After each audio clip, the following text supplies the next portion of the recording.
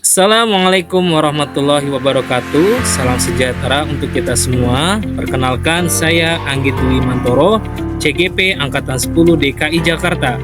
Pada kesempatan kali ini, saya akan merefleksikan pemikiran Ki Hajar Dewantara mengenai pendidikan.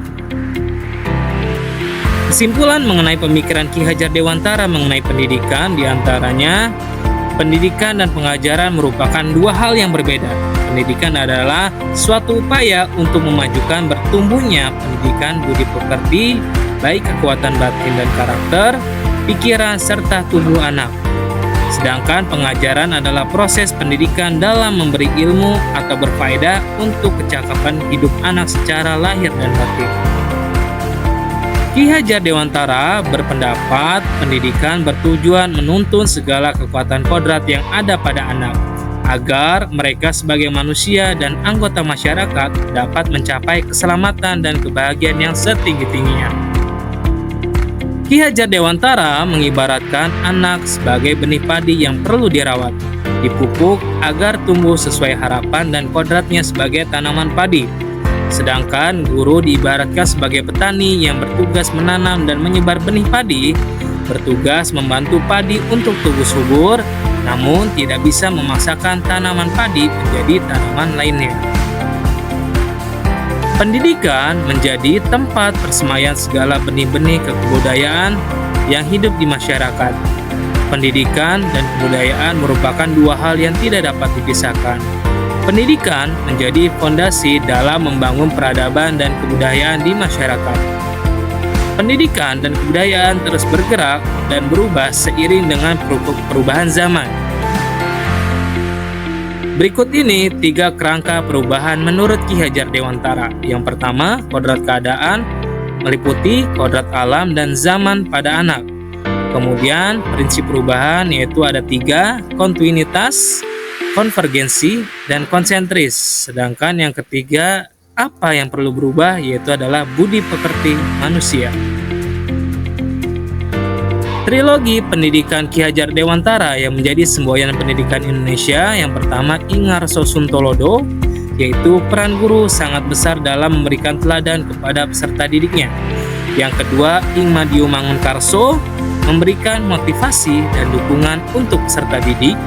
Yang ketiga, Tuturi Handayani mendorong peserta didiknya dalam mengembangkan bakat dan minat sesuai dengan yang dikehendakinya. Pendidikan yang berhamba pada anak, yang pertama, student center, pembelajaran berpusat kepada anak.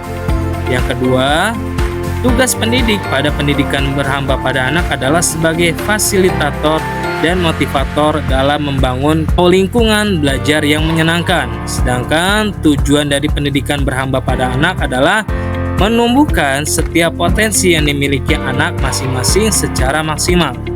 Pendidikan yang berhamba pada anak menggunakan sistem AMONG, yaitu menuntun peserta didik untuk berkembang secara mandiri dan merdeka. Hal yang saya percayai tentang murid dan pembelajaran di kelas sebelum mempelajari modul 1.1. Murid dan pembelajaran selama ini, yang pertama, pembelajaran masih terpusat kepada guru atau teacher center. Yang kedua, murid sebagai objek dalam pembelajaran. Murid di sini hanya sebagai wadah menerima ilmu, dapat dibentuk sesuai dengan keinginan gurunya dan dianggap semuanya sama dan tidak memiliki karakteristik atau potensinya masing-masing.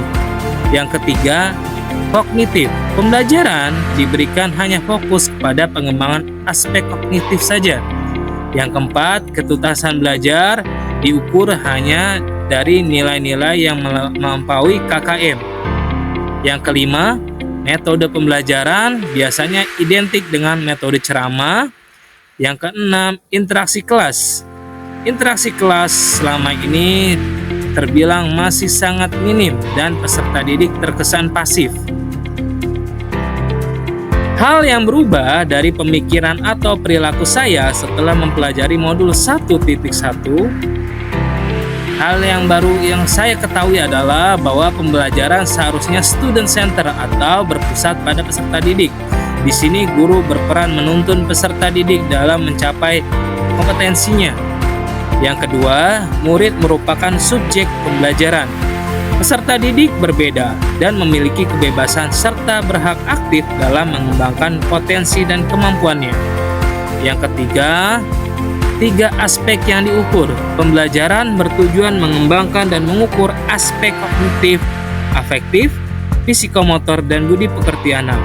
Yang keempat, tuntas belajar. Di sini peserta didik mampu mengembangkan potensi yang dimiliki secara maksimal. Yang kelima, metode pembelajaran yang digunakan bervariasi sesuai dengan kebutuhan peserta didik. Yang terakhir, interaksi kelas.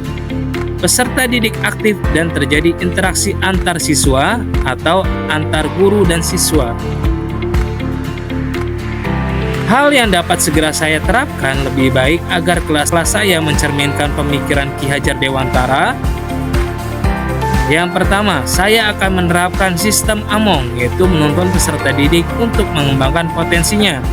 Kemudian, menciptakan pembelajaran yang kreatif dan inovatif. Kemudian, menciptakan pembelajaran yang berpusat pada anak. Selanjutnya, melaksanakan kegiatan pembiasaan budi pekerti pada setiap kegiatan sekolah. Yang kelima, menciptakan pembelajaran dengan memperhatikan kodrat lingkungan dan zaman anak.